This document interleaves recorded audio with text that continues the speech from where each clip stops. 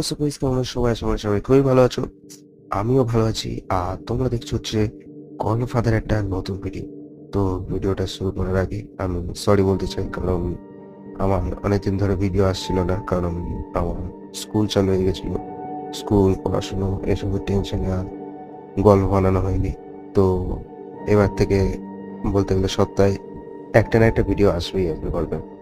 তো চলো গাইস, কানে হেডফোন লাগিয়ে আমাদের এই গল্পটা এনজয় করতে থাকো। চলো স্টার্ট করা। কলেজ পড়ুয়া অনিন্দম আর তার দুই বন্ধু সুব্রত আর মেহুল, তিনজনের টেকনোলজির প্রতি অদ্ভুত টান। একদিন রাতের আড্ডায় সুব্রত মজা করে বলে, জানিস, ডার্ক ওয়েবে নাকি এমন সব জিনিস পাওয়া যায় যা আমরা কল্পনাও করতে পারবো না। কথাটা শুনে তিনজনের মধ্যে আগ্রহ বাড়ে। টর ব্রাউজার নামে ভিপিএন সেট করে তারা এক রাতে লুকিয়ে ঢোকে সেই রহস্যময় অন্ধকার জগতে। হাজারো লিঙ্কের মধ্যে এক জায়গায় গিয়ে দেখে red chamber market by the forbidden. সাইটটা অদ্ভুত, লাল ব্যাকগ্রাউন্ডে শুধু কিছু অচেনা চিহ্ন। কৌতূহলের তারা ঢুকে পড়ে। সাইটে নানা অবৈধ জিনিসের পাশাপাশি ছিল অদ্ভুত এক category, haunted objects for sale.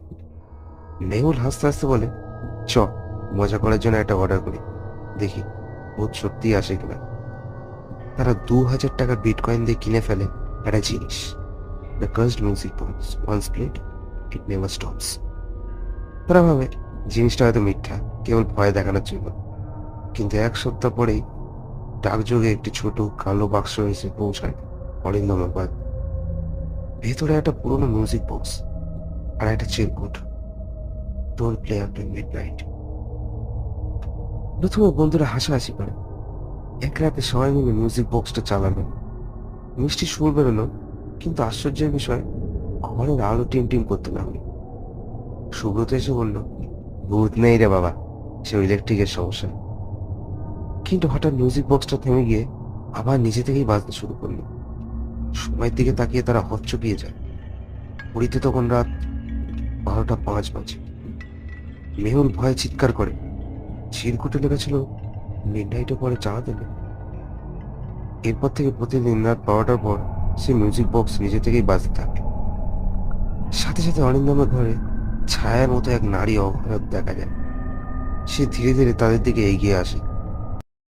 বন্ধুরা মিলে মিউজিক বক্সটা ভাঙতে চেষ্টা করে, কিন্তু যতবার ভাঙো ততবার আবার সেটি অক্ষত অবস্থায় ফিরে আসে। এক রাতে সুব্রত হঠাৎ নিখোঁজ হয়ে যায়। কেউ জানলো না সে কোথায় গেল। শুধু তার ফোনের শেষ রেকর্ড বাজছে, সুরটা থামা যাচ্ছে না, ওরা আমায় ডাকছে। মেহুল হয়ে ডার্ক ওয়েবসাইট ফের লগ ইন করে সেলারকে মেসেজ করলো, কিভাবে এটি থামানো যাবে। রিপ্লাই এলো কয়েক সেকেন্ডের মধ্যেই, you can return what you bought from the red chain, price is your. এরপর মেহুল অদৃশ্য হয়ে শেষে শুধু অরিন্দম বেঁচে রইল। প্রতিদিন রাত 12টায় তার ঘরে সে মিউজিক বক্স বাজে, আর দরজার বাইরে কেউ ধীরে ধীরে ফিসফিস করে, তুমি পরের জন। অন্ধকারের বাজার, ডার্ক ওয়েব সেই রহস্যময় জগৎ।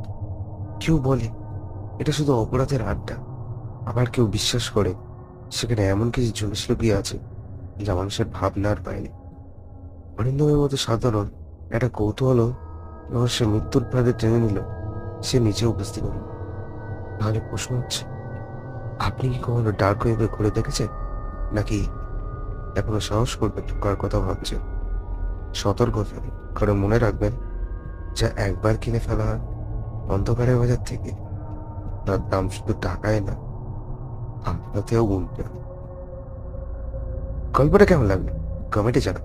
এরাও আরো গল্প শুনতে হলে চ্যানেলটাকে সাবস্ক্রাইব করে আমাদের পাশে থাকবেন, এবং বেল আইকনটা অবশ্যই টিপতে ভুলবেন, যাতে আপনারা আমাদের গল্প আসলে নোটিফিকেশন সবার আগে পেয়ে যান।